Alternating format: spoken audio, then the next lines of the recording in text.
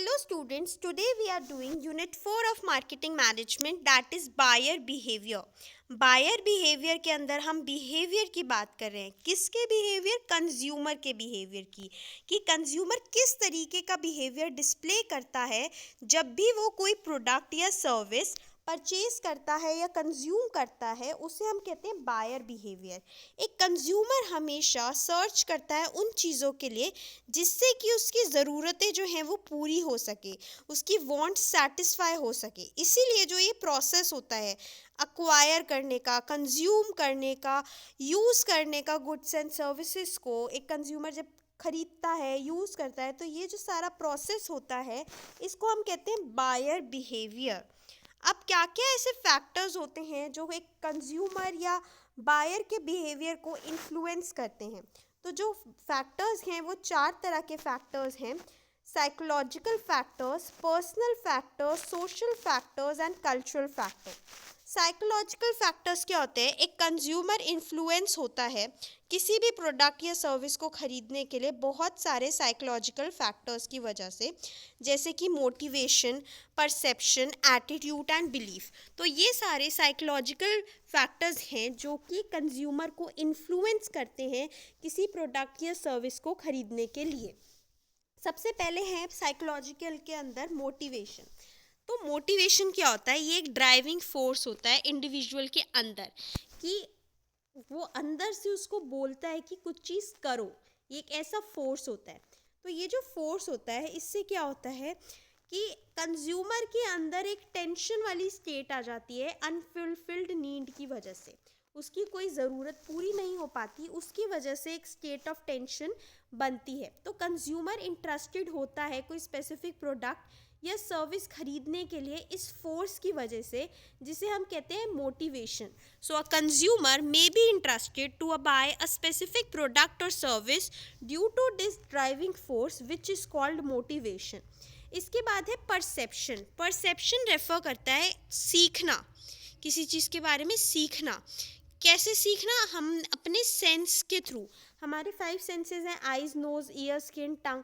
इसके थ्रू जब हम किसी चीज़ के बारे में जानते हैं तो उसको हम कहते हैं परसेप्शन. परसेप्शन डिपेंड करता है इंटरनल फैक्टर से, कि हम कैसा बिलीव करते हैं, कैसे एक्सपीरियंस करते हैं, हमारी क्या नीड्स एंड एक्सपेक्टेशन है. जैसे अगर मैं कोई परफ्यूम खरीद रही हूँ तो मुझे वो स्मेल में अच्छा लगा, मेरी सेंसेस को अच्छा लगा, तो मैंने एक एक्सपीरियंस लिया. तो ये एग्जाम्पल हो गया परसेप्शन का.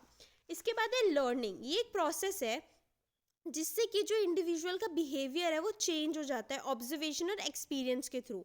लर्निंग जो है वो एक बहुत ही इंपॉर्टेंट रोल प्ले करता है हर एक स्टेज पे. जब कुछ भी कंज्यूमर खरीद रहा होता है, डिसीजन ले रहा होता है, उसमें लर्निंग जो है वो बहुत इंपॉर्टेंट प्ले करता है रोल. तो ये जो थे, ये तीनों थे साइकोलॉजिकल फैक्टर्स. इसके बाद है पर्सनल फैक्टर. तो पर्सनल फैक्टर्स जो होते हैं वो रिलेट करते हैं फिजियोलॉजिकल एस्पेक्ट से, ह्यूमन बीइंग के फिजियोलॉजिकल एस्पेक्ट से. और बहुत सारे फैक्टर्स होते हैं पर्सनल फैक्टर्स के अंदर जो इफेक्ट करते हैं बाइंग डिसीजन, जैसे कि एज, ऑक्यूपेशन, पर्सनालिटी, लाइफस्टाइल. सबसे पहले एज. लोग जो हैं वो चेंज होते हैं, उनकी जो गुड्स एंड सर्विसेज की नीड्स होती हैं वो चेंज होती रहती हैं लाइफ में बार बार. So people change the goods and services they buy over their lifetime. जैसे कि हम सब डिपेंड करते हैं बेबी फूड पे जब हम छोटे बच्चे होते हैं, और जब हम बड़े होते हैं तो हमारी नीड्स चेंज होती है. जो कपड़े हम पहनते हैं, जो फर्नीचर, ये सब चेंज होता रहता है एज के हिसाब से, क्योंकि नीड्स और इंटरेस्ट जो होती है वो ग्रोइंग एज के साथ बदलती है. तो सबसे पहला तो हो गया एज पर्सनल फैक्टर के अंदर. इसके बाद ऑक्यूपेशन. एक पर्सन क्या काम करता है, उसका ऑक्यूपेशन भी अफेक्ट करता है कि वो क्या गुड्स एंड सर्विसेज खरीदेगा. फॉर एग्जाम्पल, एक कंप्यूटर सॉफ्टवेयर कंपनी जो है वो अलग अलग सॉफ्टवेयर बनाती है इंजीनियर, अकाउंटेंट, लॉयर्स, डॉक्टर्स को ध्यान में रखते हुए, उनके ऑक्यूपेशन को ध्यान में रखते हुए. इसके बाद है इनकम. सबसे इम्पॉर्टेंट फैक्टर है इनकम. हम खरीदते हैं कोई भी सामान अपनी इनकम, अपनी आमदनी, हमारी परचेजिंग पावर के हिसाब से. लोग अपने आप जो है मार्केट में जाते हैं सिर्फ ये देखते हुए नहीं कि उनको कोई चीज़ चाहिए, बल्कि कितना पैसा उन्हें स्पेंड करना है अपनी इनकम का, ये भी देखना होता है मार्केट के अंदर. फिर है सोशल फैक्टर. जो इम्पोर्टेंट सोशल फैक्टर है जो इफेक्ट करता है बायर्स का परचेजिंग डिसीजन, वो है उसकी family, friends, reference group, social status. ये सारे भी फैक्टर्स हैं जो इंसान के बाइंग डिसीजन को इफेक्ट करता है. तो ये बहुत इन्फ्लुएंस करते हैं कि अगर आपका फ्रेंड ने कुछ लिया तो आपके भी चांसेस है कि आप वो चीज़ लो। तो सोशल फैक्टर्स बहुत ज़्यादा इंपॉर्टेंट होते हैं। This is the most influential factor, ये सबसे ज़्यादा इन्फ्लुएंस करता है कंज्यूमर को, अगर उसको किसी कोई प्रोडक्ट किसी फ्रेंड या फैमिली ने रेफ़र किया है। इसके बाद सोशल फैक्टर के बाद है कल्चरल फैक्टर। कल्चरल फैक्टर के अंदर क्या होता है, बायर का जो बाइंग डिसीजन होता है वो उसके कल्चरल फैक्टर से भी इन्फ्लुएंस होता है कि उसकी क्या कस्टम्स एंड ट्रेडिशन है, किस रिलीजन से वो बिलोंग करता है, क्या लैंग्वेज बोलता है, क्या बिलीव्स हैं, क्या वो वेजिटेरियन है या वो नॉन वेजिटेरियन। अगर जैसे फॉर एग्जांपल अगर कोई वेजिटेरियन है तो वो सारे वेजिटेरियन खाना खाएगा। तो अभी हमने देखा साइकोलॉजिकल फैक्टर जिसमें था मोटिवेशन, परसेप्शन एंड लर्निंग। फिर पर्सनल फैक्टर जिसमें था एज, ऑक्यूपेशन, इनकम। उसके बाद हमने देखा social factor and at last cultural factor. अब बाइंग डिसीजन प्रोसेस, इसके अंदर क्या क्या स्टेजेस होते हैं।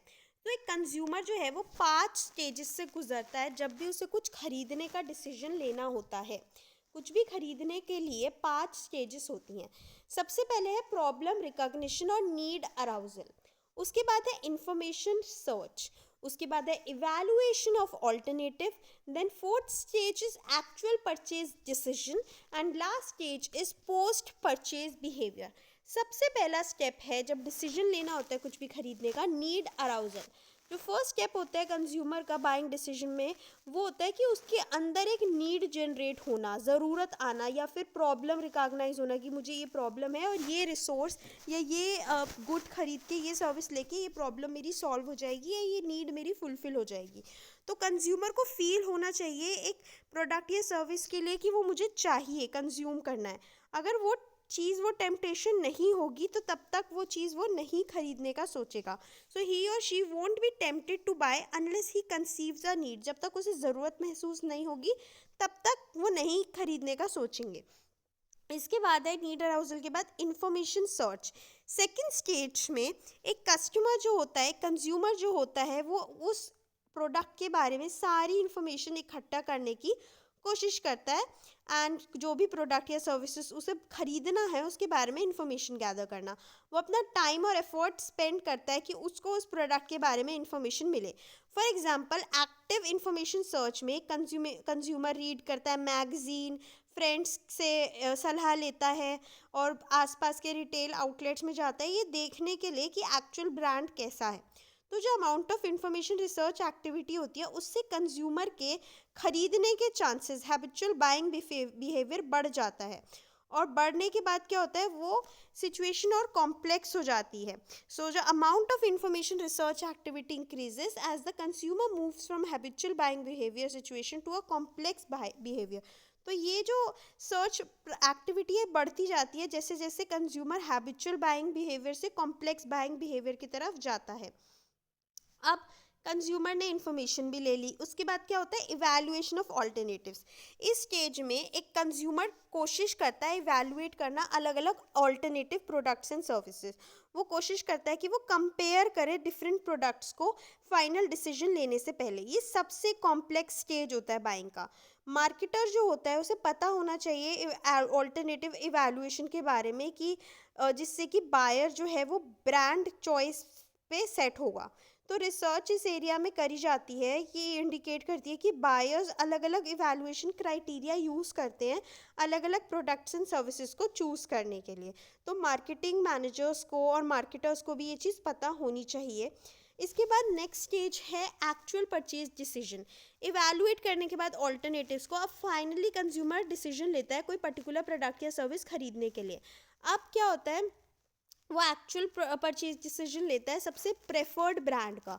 लेकिन कभी कभी दो फैक्टर्स जो हैं वो आ जाते हैं उनके इंटेंशंस के बीच में। समटाइम्स टू फैक्टर्स में come between his intention and the actual purchase decision for the most preferred brand. लेकिन कभी कभी क्या होता है, दो फैक्टर्स जो होते हैं वो इफेक्ट कर देते हैं। अब ये फैक्टर्स जो होते हैं ये एटीट्यूड्स होते हैं दूसरों के, अनएंटिसिपेटेड सिचुएशनल फैक्टर्स होते हैं। तो एक बायर का परचेज डिसीजन जो होता है वो बहुत इन्फ्लुएंस होता है कि अगर मैं ये प्रोडक्ट यूज़ करूँगा तो इसके रिस्क क्या होंगे। तो जो प्रोडक्ट जिसकी हायर रिस्क ऑफ चॉइस होती है has less chance of buying, कि जिसके हायर रिस्क होता है उसमें कम चांसेस होते हैं उसको खरीदने के। इसके बाद लास्ट जो स्टेप है, स्टेज है, वह पोस्ट परचेज बिहेवियर, कि प्रोड्यूसर ने जो गुड्स प्रोड्यूस किया उसको जब कंज्यूमर ने खरीद लिया तो कंज्यूमर या तो उस प्रोडक्ट से या सर्विस से सेटिस्फाई होगा या डिससेटिस्फाई होगा। तो खरीदने के बाद और प्रोडक्ट को यूज़ करने के बाद अगर बायर को वो प्रोडक्ट की परफॉर्मेंस एक्सपेक्टेशन से कम लगती है, बायर डिससेटिस्फाइड है, तो वो आगे जाके इसके बारे में और नहीं खरीदेगा, नहीं रेफर करेगा।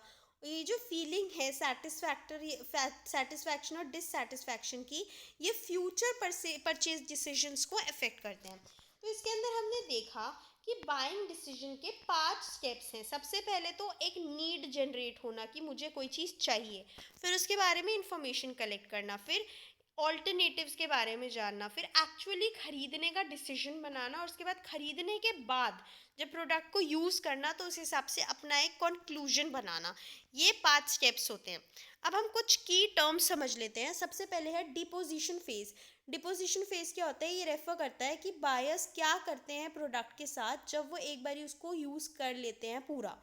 सो it refers to what buyers do with the product once they have completed use of it.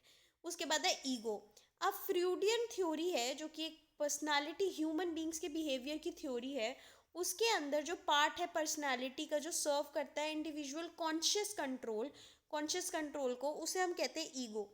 Family क्या होता है? 2 या उससे ज़्यादा लोग जो कि रिलेटेड होते हैं बाय ब्लड, मैरिज और अडॉप्शन और एक साथ रहते हैं, उसे हम फैमिली कहते हैं। आईडी क्या है? फ्रूडियन थ्योरी में जो पार्ट होता है पर्सनालिटी का जिसके अंदर प्रिमिटिव एंड इम्पल्सिव ड्राइव्स होती हैं, जो एक इंडिविजुअल को स्ट्राइव करती हैं टू स्ट्रैटिस्फाई, उसे हम कहते हैं आईडी। इसके बाद है लाइफस्टाइल। एक पर्सन किस तरीके से रहता है, क्या पैटर्न्स है उसके रहने के, क्या एक्टिविटीज, इंटरेस्ट, ओपिनियंस है, उसे हम कहते हैं lifestyle. Now Maslow's need hierarchy theory. ये एक थ्योरी है जो मैस्लो ने दी थी।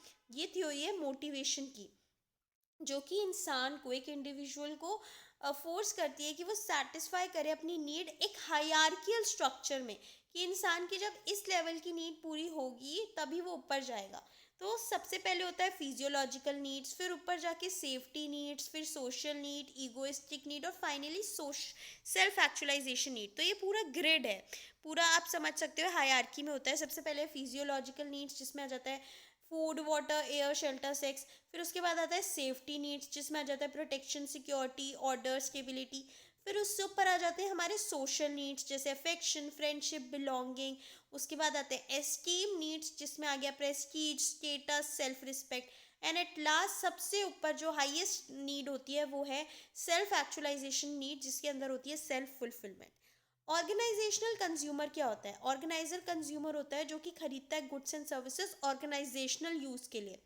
पर्सनल कंज्यूमर कौन होता है? जो खरीदता है गुड्स एंड सर्विसेज अपने खुद के यूज के लिए। साइकोग्राफिक्स क्या होता है? ये साइंस है यूज करने की, साइकोलॉजी, सोशियोलॉजी, एंथ्रोपोलॉजी और डेमोक्रेटिक्स बायोस को समझने के लिए।